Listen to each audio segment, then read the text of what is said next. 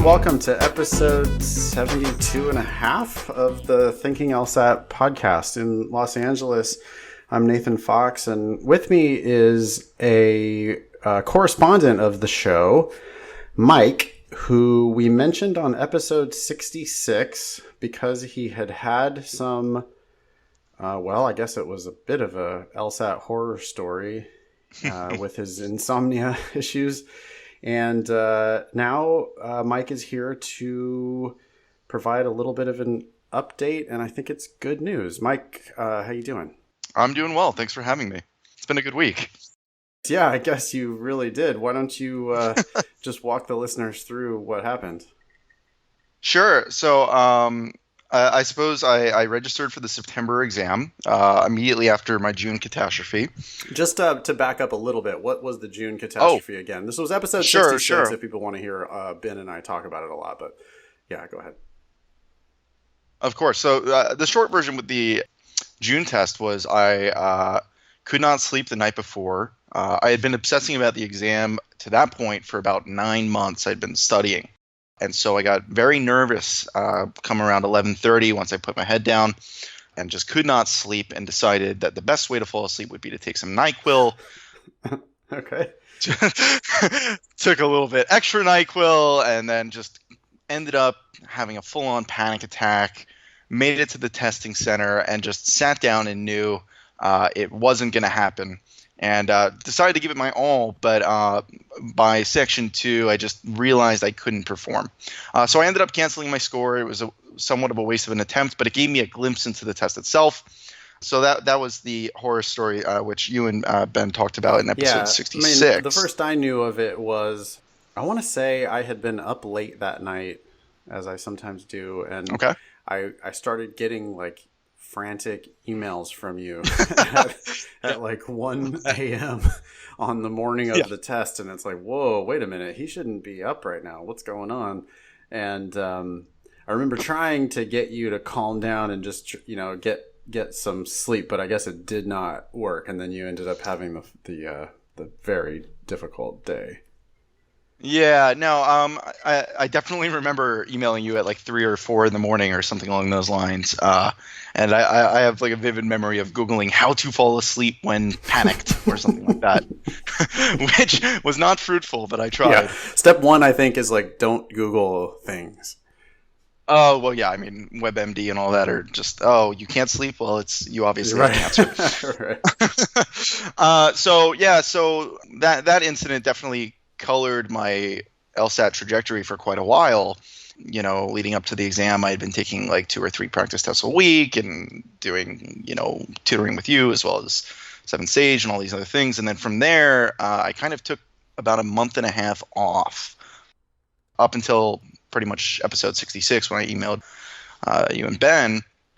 And then I got back on the horse, did it a little bit slower this second time around and did a new testing center. I ended up getting my test score on Wednesday, and I got a 170. Wow! And that was my goal score, and so I'm very happy. And once again, just want to say thank you to the Thinking LSAT podcast. Well, that's not why I'm having you on. I mean, No, I'm not just here to sing praises.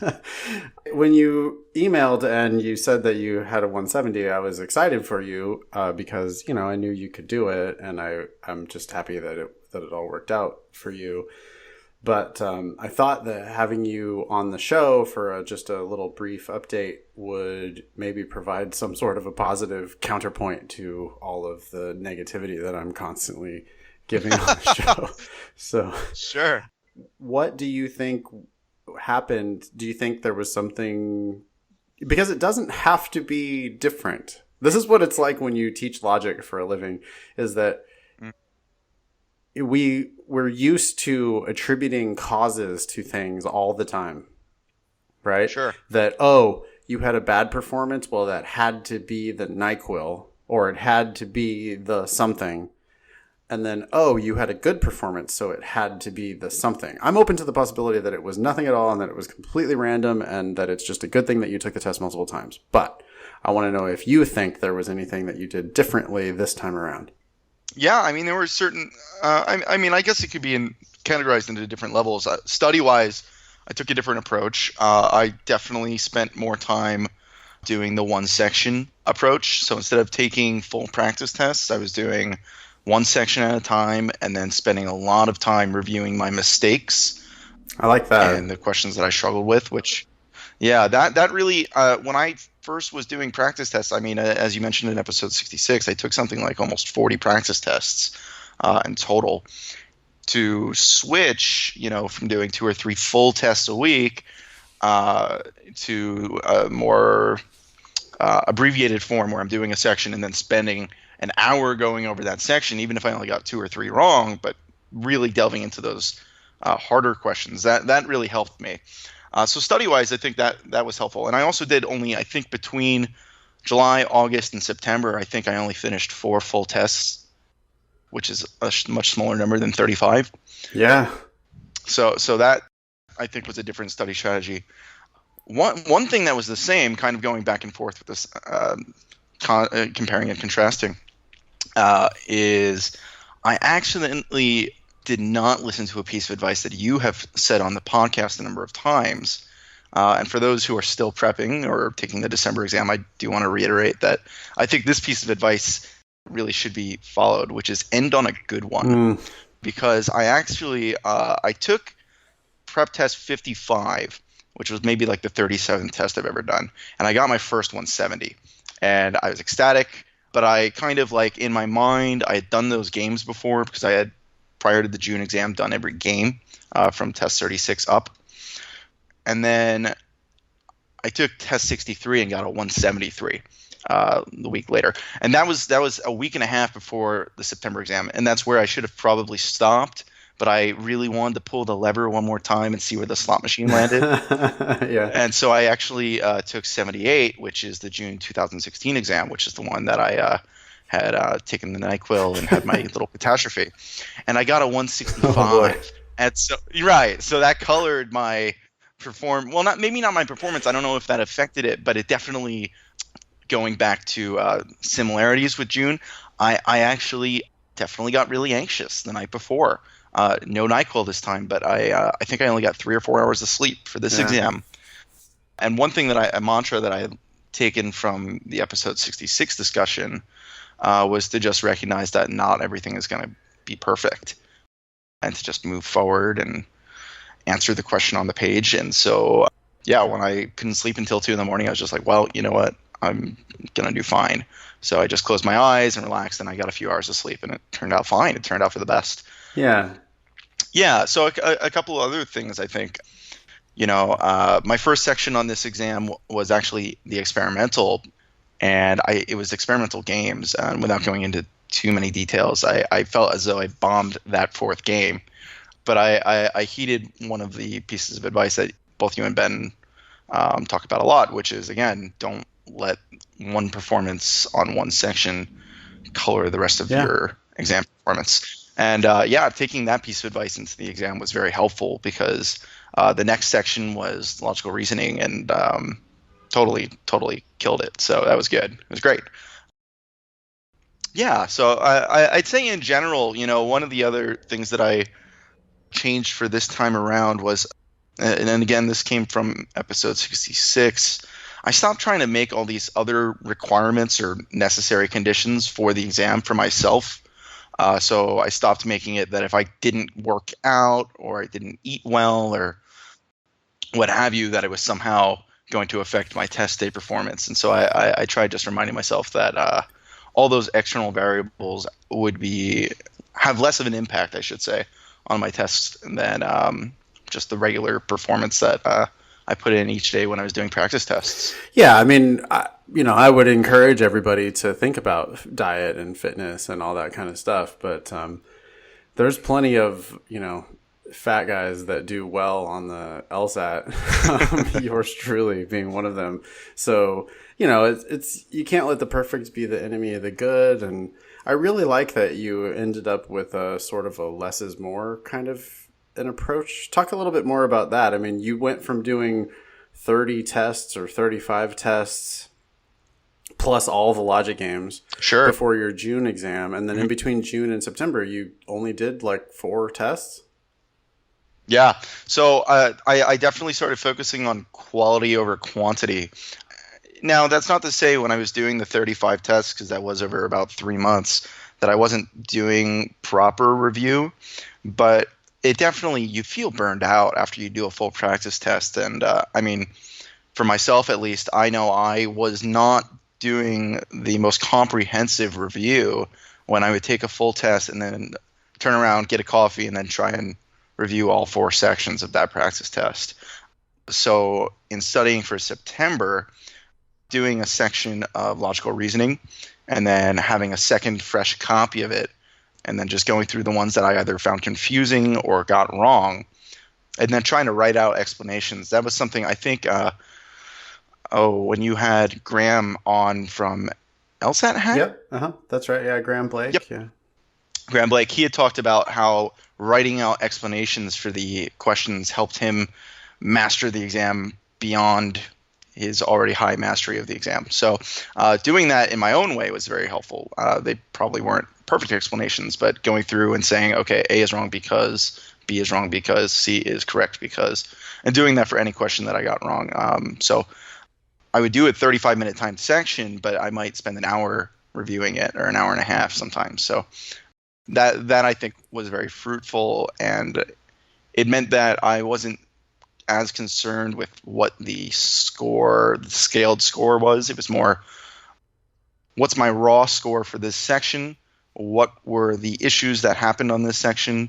And what can I glean from my mistakes for the next section that I do later this week? Yeah, I've found that it's just people are more energized. My students are more energized if I just focus on, okay, we're all going to do one 35-minute section and then we're going to review that section. So let's talk about all your mistakes, as many mistakes as you guys want to talk about. Let's talk about all of those. Today I taught a class in LA, and we did a full test, but we did it one section at a time. But even that, like doing a full test in one day, I was finding that people were a bit running out of gas, and just, they were, it was clear that they wanted to pull the lever. They wanted to just do, they want to just see what number is going to come out of the slot machine if they pull it over and over and over. It's a shame because they had made mistakes on the previous section, and you could tell that they were just losing enthusiasm for, I guess it's the harder part. Why is it harder? Yeah. I don't understand why it's harder. The reviewing part. So I think I'm looking up the name of the book right now. I'm checking my Audible because Ben had been talking about Make It Stick, I think, talking about the idea of deliberate practice. And I think that also could have been in Grit by Angela Duckworth. I took both of those book recommendations to heart and put them on my Audible, and I would suggest anyone who likes audiobooks to check those out. But the deliberate practice part, I think, really stuck to me because, blind review or just review in general, it takes away the game element of the test, I think. Like when I'm doing logical reasoning, it feels like a game at this point. Yeah, and I know when I first took the test, it absolutely did not. First started studying, I should say. When I first took a practice test, the test felt brutal and torturous, and it got to the point where each question just felt like a challenge, like a puzzle. Right. And I think when you do blind review or review in general, and you're sitting there and it's not about getting the point, it's about challenging your understanding or supposed understanding of core concepts and ideas. And so maybe that's why it's harder for people. That's why it's harder for me, at least. For me, for myself, when I'm going through a question that I got wrong and I'm unclear, like as an example, what I'm sure is now the infamous virus game. I printed that out because, having taken the exam, the September exam, you get a copy. And I haven't read an explanation for the game yet, but I want to figure out every single question. Like I refuse to not figure that game out. It's almost like looking at like the kids menu with like the maze, and then you go flip the page over to see the answer. I don't want to see the answer. I want to figure it out. Yeah. But but I think that's how blind review is, and you have to treat it that way. You have to treat it like I am going to figure out this really hard, crappy Sudoku puzzle of a logic reasoning or a reading thought Yeah, and passage. I think there's an element too where it's like I sucked at this the first time. I totally missed this one. I thought I knew what I was doing, or I didn't, but I picked a wrong answer on this one. And now Right. I have to confront that harsh reality that I sometimes am not as smart as I wish I was, or that that I'm not as prepared, Sure. or that I just can fuck up sometimes. And I don't know what it is, but it's just people have a hard time. People have a hard time with that. They don't like to die repeatedly in the video game. They they want to Sure. win all the time. So maybe that's something. Sure. No, I think, and I don't want to discount too. I think the LSAT can be a little sadistic at times. Like, I think at one point when I was talking to you for a session, we were talking about the unicorn question, that parallel reasoning Mm-hmm. question, like unicorns and Yep. UFOs, and that was a question where when I was reviewing it on my own, I was so confident that that was an error made by LSAC, and I had to challenge myself on that and really be like, no, I'm just missing something here. And so yeah, not wanting to admit that level of defeat, I think, plays a role, but also recognizing that these questions sometimes are just very difficult, and taking a moment as a student to just reflect on Yeah. that and just move forward and be willing to take that challenge. I think that's how I moved up. I mean, when I first took a diagnostic, it was in the high 140s. Wow. Yeah, so to get to a 170 is just it's a pretty good feeling.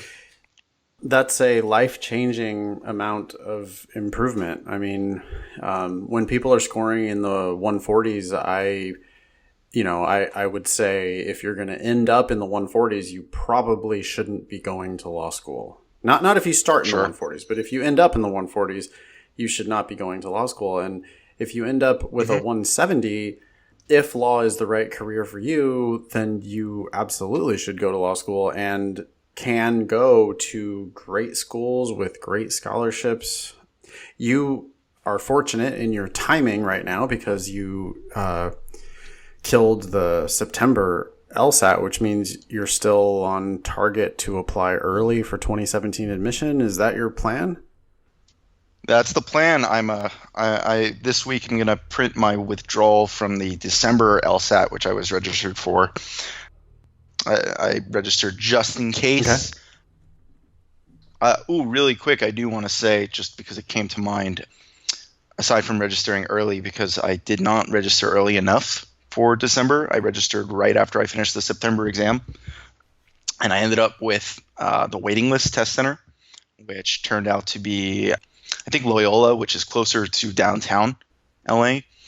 So for me, that would have been about an hour and a half commute uh, at 7 in the Right. morning.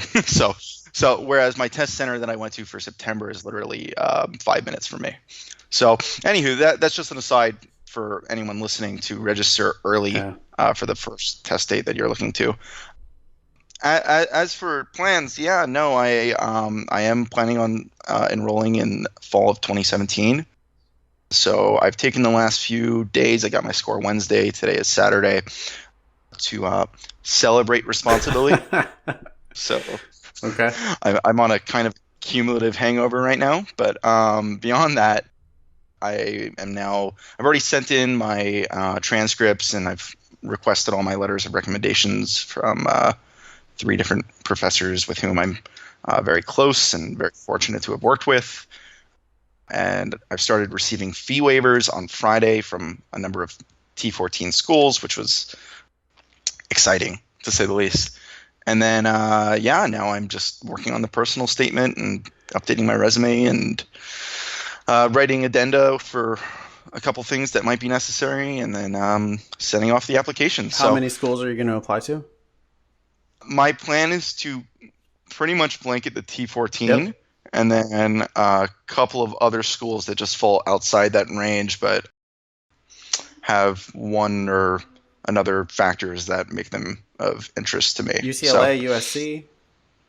UCLA, USC, also George Washington, because I do like the DC market, and then Fordham, which is a little bit lower ranked, but again, New York market. So I have a 3.9 GPA, so I'm looking at more the T14 range. But Wow. yeah, so with the 170, I mean, it puts me in a pretty good position for a number of different schools. So I'm very excited about that. Yeah, 3.9 and a 170 is going to be a very competitive candidate. Irvine, Irvine, I might throw one for because they're up and coming. they're going to give you a fee waiver, right? I haven't received one Oh, yet so far for fee waivers. Well, I'm going to go to. I know that there's the LSAC forum in LA on I think it's November 5th. So I'm going to be heading to that. I've registered earlier this year, so and I have heard that some schools hand out fee waivers. So that will be an opportunity to possibly get a few even if more. they're not formally handing out fee waivers, I would think that if you went Hmm. up, you're going to be like professionally dressed and you roll up to the Irvine table and not like you're saying, show me the money or something like that. You got to be professional, not be like a dick about it, but they know Sure, that if you have a 170 and a 3.9, they have to give you a scholarship in order for you to go there. sure. So I think if you made conversation with them, made a connection to the admissions people, and if you just casually throw it out there, hey, I've gotten fee waivers from several other schools. I would love to apply to Irvine. Are you doing anything like that these days? Mm, sure. I mean, they can always say no, or they can say yes and give you $100 essentially. Yeah, no, definitely. I mean, one of the schools I wasn't particularly interested in, which is Duke, and that nothing against Duke, it's a fantastic school. It's just it wasn't on my radar. I received a fee waiver this week, just directly in my email, and so started my Duke application. So yeah, I definitely at the forum, I'm planning on chatting with whoever is there representative wise and seeing what I can do in terms of expanding that 15 to 16 school list to maybe 20 or more. I mean, it's a lot of work and Hmm. it costs some money because the LSAC is still going to charge you $30 per school that you apply to. Yeah, of course. But that's small potatoes compared to the big $150,000 or $200,000 that you might get. So definitely apply early, apply broadly. Yeah, when the offers start coming in, just don't be afraid to essentially ask for more, right? Sure, sure. Yeah, I mean that's the hope.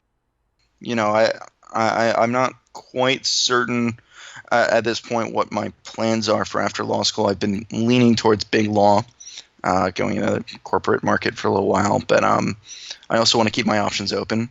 And so while I figure that out, looking into full tuition at some schools might be the route for me. So yeah, so I'm definitely looking forward to applying broadly and applying early. So I'm looking to have my applications in by Thanksgiving Great. at the very latest here. Yeah, well, you're going to put yourself in a tough spot. You're going to end up with a very good problem, which is multiple offers, competing offers, really good offers. The offers that they give you at first are not going to be as good as the offers that you'll get later when you ask them for more money and show them other offers and whatnot.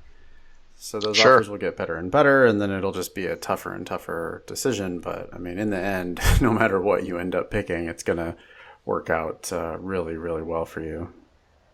Thank you. I'm very excited. Yeah. It's been a good Yeah, year. dude. I mean, it's awesome. It is totally just a life changing amount of improvement. So that is fantastic. All right, Mike. I will let you go. Thank you, though, for coming back on the show. I hope you'll, of Of course. Thank you course, for yeah. having I me. hope you'll let me know what happens in the admissions cycle. Yeah, of course. I'll shoot you guys an email, you and Ben, as soon as I start receiving offers, and as soon as I have a question as to what to do, I'm sure I'll be sending it to you Yeah, guys. if there's anything I can do to help, I mean, let me know. It's my favorite part of the job is like helping a student with really great credentials get the best offer they possibly can. It's just an awesome thing that I get to do, because we are talking about tens and hundreds of thousands of dollars from some of the best law schools in the country. So that is excellent. Yeah, no, it's incredible. So I'm very excited. But again, could not have done it without the podcast. I really do mean that. So Awesome. thanks so much. All right, Mike. Thanks for coming on. Of course. I'll chat with you soon, hopefully.